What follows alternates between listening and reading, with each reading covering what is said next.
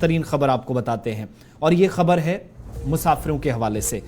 श्रीनगर के अंदर और जम्मू के अंदर हवाई अड्डों पर काफ़ी ज़्यादा इकदाम पिछले 2-2.5 सालों में उठाए गए और इतना ही नहीं, बैनुल-अक़वामी सतह की परवाज़ें आएँ, मुसाफिरों को तमाम तरह की सहूलियात मिले, बुनियादी ढांचा मजबूत और मुनज़्ज़म बने, बेहतरी हो और डायरेक्टली इम्पैक्ट जो है इसका टूरिज़्म पर आप नेगेटिव और पॉजिटिव इम्पैक्ट भी देखते हैं।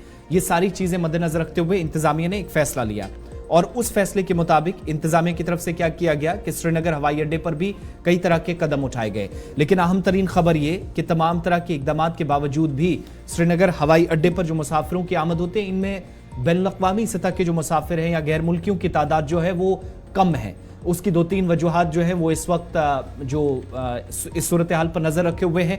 एक तो गैर मुल्कियों की या सयाह तो वादी कश्मीर आ रहे हैं, इस बार भी जो करोड़ों लोग बताए गए उसमें गैर मुल्कियों की तादाद भी अच्छी खासी बताई जाती है, मगर जब आप इंटरनेशनल टूरिस्ट की बात करते हैं उनकी तादाद की 2-3 अहम तरीन वजूहात, एक उनमें से ये कि बैनुल-अक़वामी श्रीनगर हवाई अड्डा इंटरनेशनल हवाई अड्डा है, लेकिन ये सिर्फ बोर्ड तक और सिग्नेचर ट्यून तक ही इंटरनेशनल हवाई अड्डा कहलाया जाता है। लेकिन जब आप माजी से लेकर अभी तक के देखेंगे और हाल तक देखेंगे तो पता लगेगा सिर्फ 2 बार परवाजें चलती हैं, बैनुल-अक़वामी परवाजें, एक अय्याम हज के दौरान और एक बार जब हरी झंडी दिखाई गई थी 2009 में। उस वक्त की हुकूमत ने तो चंद परवाजें दुबई के लिए रवाना हुई थी और यह उम्मीद लगाई जा रही थी कि अब बैनुल-अक़वामी हवाई अड्डा बन गया है। उसके बाद वो ताखीर का शिकार हुई, नहीं चली, पाकिस्तान और दीगर मामलात सामने आए। उसके बाद एक बार फिर दाखिला वजीर ने हरी झंडी दिखाते हुए इस बात का ऐलान कर दिया कि अब मुकम्मल तौर पर इसको बैनुल-अक़वामी परवाजों के लिए खोल दिया गया और इंटरनेशनल एयरपोर्ट कह दिया गया।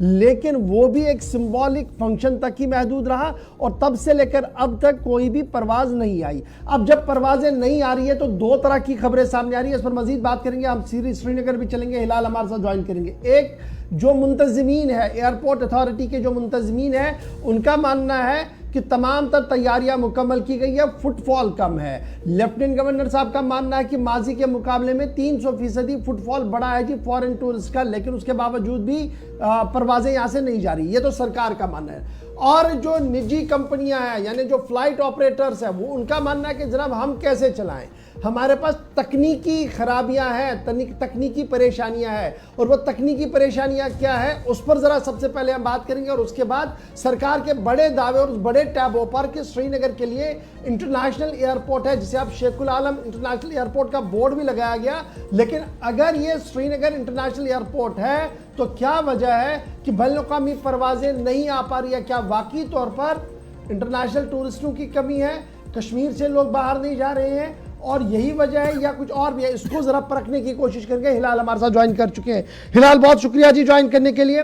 श्रीनगर का शेखुल आलम इंटरनेशनल एयरपोर्ट 2 बार सुर्खियों में आया, एक 2009 के आसपास 14 फरवरी को, जब उस वक्त की हुकूमत ने हरी झंडी दिखाई और दुबई के लिए परवाजें रवाना की और कहा कि अब जनाब मामला सेट हो गया।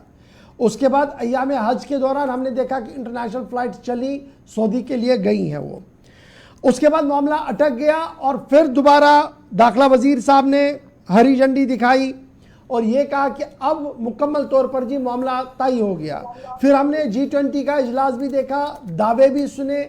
लेकिन इस बीच आज के दिन जब हम सन 2023 को अलविदा कर रहे हैं तो आज के दिन आप श्रीनगर के अंदर मौजूद है।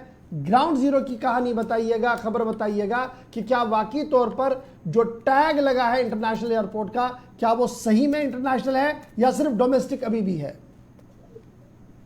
देखिए, 2 चीजें इसमें हैं।